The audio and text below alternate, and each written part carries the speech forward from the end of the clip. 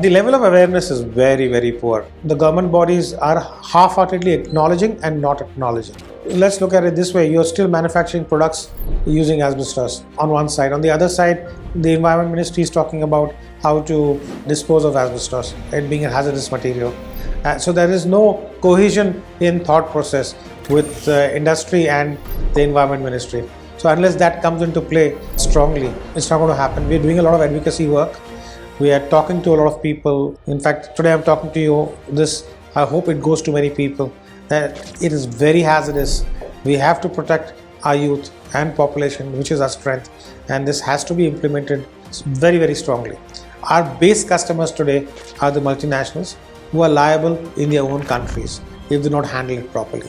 More investment, more foreign companies coming in.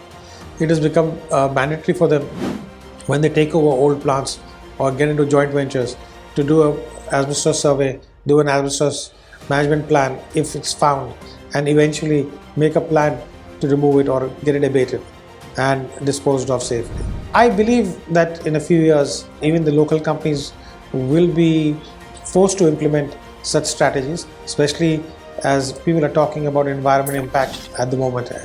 And if the Environment Ministry gets its way, I suppose Industry Ministry will start putting in bans of materials being used which are such hazardous and carcinogenous. Well, we've done quite a few projects. We had this plant which was to be demolished, and it had asbestos, it had mercury, it had lead, and it was an interesting project site. We used various strategies, but the most important part was protecting our people and the environment. So containment structures were created, containment fields were made, decon chambers were created. We had about maybe 12,000 pipes with gaskets in it which were deteriorating, which had to be disassembled. We had roofing to be disassembled. We had running boards, thermal insulation on pipelines in their power plant to be disassembled and removed. And the thermal insulation is one of the worst because it is thermal surface insulation materials are friable. They get airborne very easily, those fibers, and the level of protection required there is the highest. Then when we were doing mercury, we had to use pressurized suits. So the protection level you use, there are different protection levels, 10, 50, 100 and even higher. So based on the class of work, we decided on the level of protection.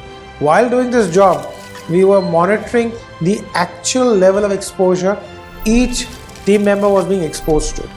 And as far as asbestos is concerned, the air samples are taken and sent to a lab for assessing what was his exposure in that 8-hour period. And we have figure of 0.01 as a total exposure limit for a worker on that site. And similarly, we were also monitoring blood levels for people working in the mercury site. There were times when we decided to give people a week off, 10 days off, because we felt their exposure levels to mercury in their blood was higher than what we would like that to be. So it has to be monitored daily.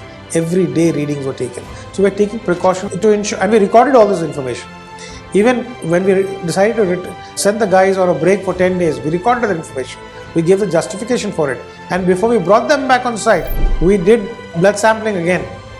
So it's a process which we follow and has to be followed in handling such hazardous materials and pre-demolition sites. Similarly, we did work for a large pharma conglomerate, and they had insulation in their room ceiling tiles, they had asbestos in their insulation materials, they had asbestos in the roofing material.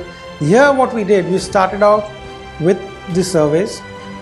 In the surveys, we identified the asbestos containing materials.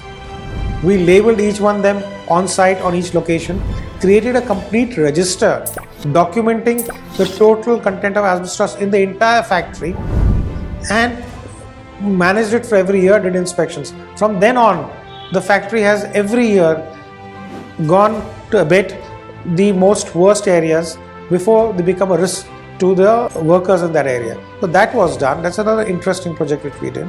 Similarly, we've done projects in Sri Lanka where we've gone and done the survey and done the management program for them. This was done for another multinational company. We've done work for a paint company. We've done work for a food processing unit. And as I said, when we do a survey, identify We've also, this is interesting, we've done it for a graveyard. The Commonwealth countries during World War II, they have a graveyard in some places of India where the British soldiers are buried, and they had asbestos sheds. It was a unique project for us. Because the British standards dictated it, they had no choice but to call a company like us to do the abatement work.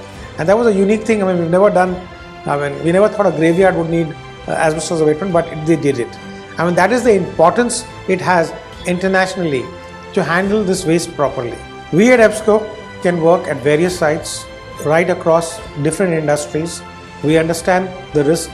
We take a lot of precaution, do a thorough risk assessment before we start any project, and capable of handling materials at heights, under the ground, above the ground, in difficult accessible areas. You show it to us, we can not only execute the abatement, but help you maintain those sites till the abatement takes place and ensure that you don't have a liability in that period too.